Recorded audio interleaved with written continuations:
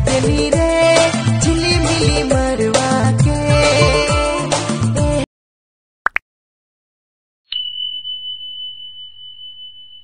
पायलिया छम छम तोर बाजेला कंगना हारे तोर खन खन खन खन के नारे। तोर पायलिया छम छम तोर बाजेला। रेलगाड़ी चलेला हवा लगेला धीरे धीरे चलेला दिया डोलेला। रेलगाड़ी चलेला हवा लगेला।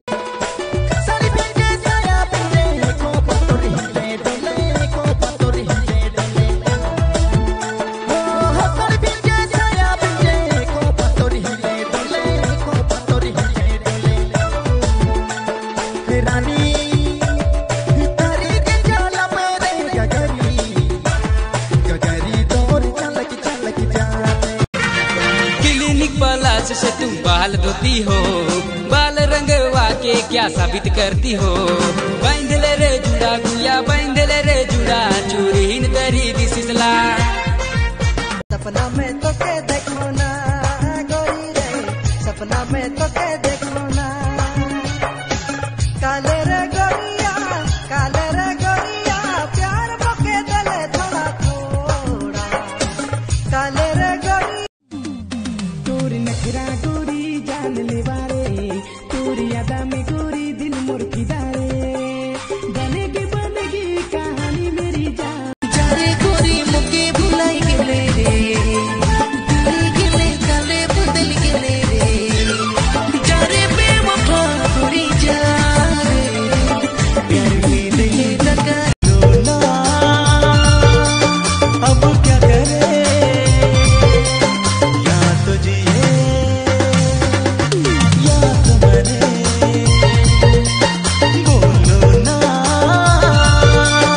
अब क्या करे।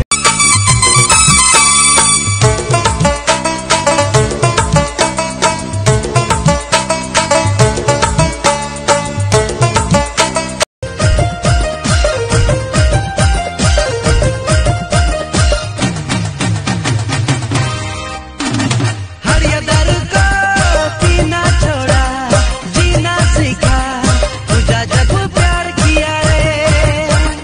हरियादर को पीना छोड़ा जीना सीखा, तुझा जब प्यार किया रे। अरे पूजा अरे मंगल से जे नहीं मिलेला, वहाँ करे के जबरदस्त पड़ेला। सीधा से जे नहीं मानेला, वहाँ टेढ़ागिरी करे पड़ेला। इन बरो नेल बरो निगा जगे बेट नन दिल को बात तुमको न मिल पाती।